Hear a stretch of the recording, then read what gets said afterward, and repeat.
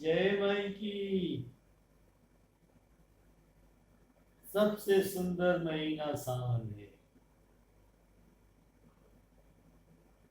श्रावण मास सबसे सुंदर महीना है। सारी प्रकृति अपने रंग में दिखाई देती है। पूरा वृक्ष, हर तरीके का वृक्ष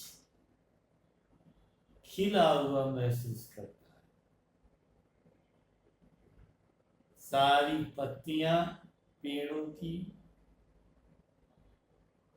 धुली हुई महसूस करती है। पूरी प्रकृति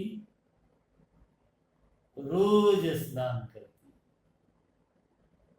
और कराता कौन? बूंदे आसमान से जो झड़ती, मोर नृत्य करती, पक्षियां भी खुश होती हैं। मनुष्य तो बहुत ही ज्यादा खुश होता है, लेकिन विडंबना है, खुशी का एहसास कुछ लोग ही कर पाते,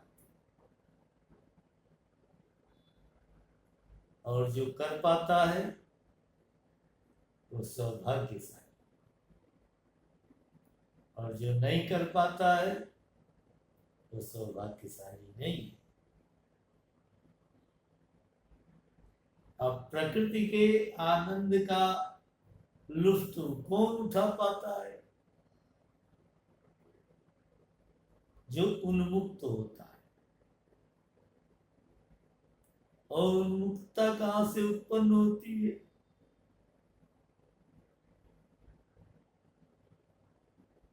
जो फ्री होता है। उन्मुक्तता फ्री होता है, यानी आप लोक लाज के बंधन से अपने आप को अलग कर लें, आप उन्मुक्त हैं। प्रकृति का आनंद भी आप तभी ले पाते हैं जब आप उन्मुक्त हो, नहीं तो हर तरीके का बंधन हमको प्रकृति के आनंद लेने से रोक देता है। और वो बंधन है कि हम सभ्य हैं, और सभ्य व्यक्ति बंधन में रहता है,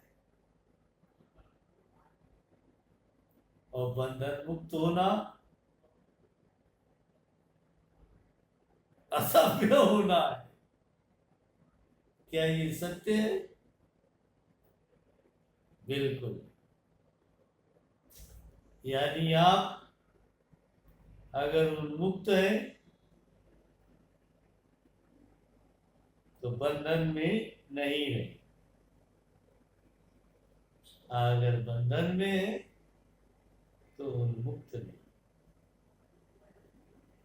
सावन का आनंद भीगने में है।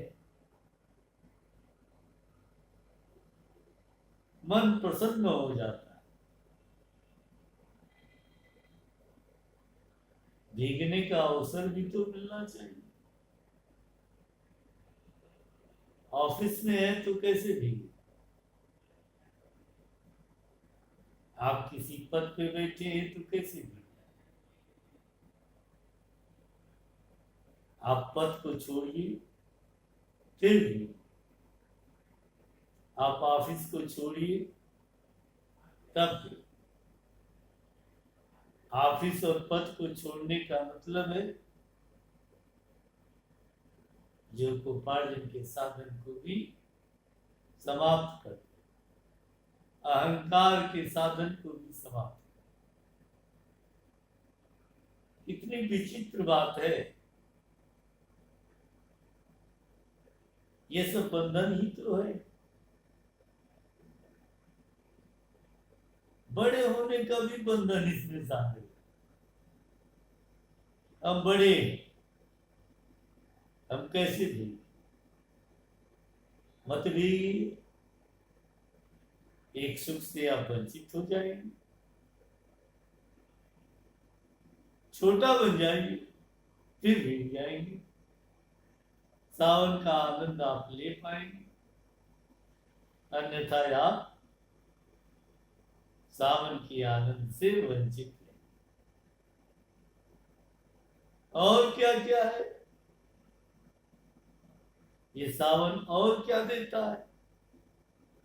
झूला। हमारे धर्म में इस महीने में लोग झूला झूलाते हैं। आज भी देवताओं को झूला झूलाया जाता है, विशेष कृष्ण और राधे, हर जगह झूला। अभी हमारे बचपन तक झूला झूलने की परंपरा थी। और किसी दिन झूला न झूला जाए, सावन के 30 में तो झूला जरूर झूला जाता था, पंचमी में झूला जाता था, और सब झूलते थे। लड़कियां, नवविवाहित स्त्रियां, एक मन में कौतूहल होता था कि सावन आया, झूला पड़े। और झूले के गीत भी थे, कजरी नाम से लड़कियां गाती थी, ए हरि ए हरि, यानी लास्ट में ए हरि लगता था। गायन का भी एक इस महीने का एक अलग ही रूप था। आज भीगना तो दूर, झूले से भी हम लोग दूर हो गए। अब झूला 12 महीने का है, किसी भी महीने में झूला झूलने की परंपरा अब चल रही है।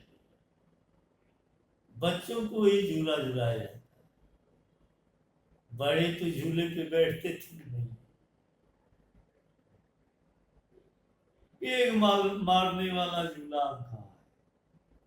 पेड़ों की डालियों पे पड़ने वाला झूला अब कहाँ है? नहीं। तो इसीलिए ये कहा जा सकता है कि सावन का आनंद धीरे धीरे फीका होता है।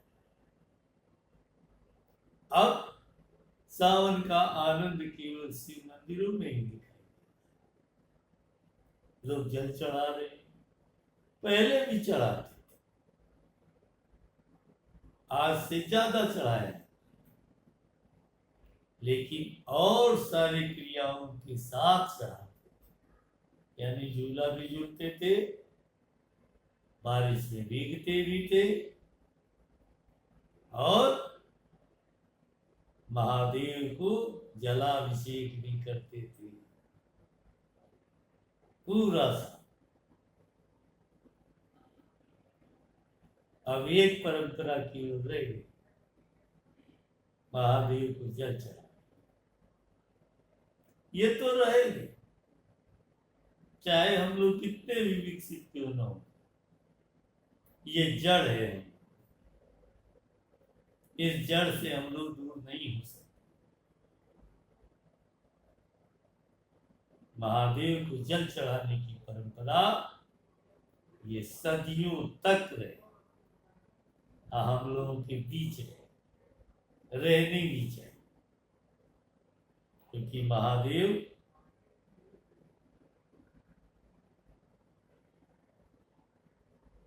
सबसे प्रामाणिक और पवित्र देवता है।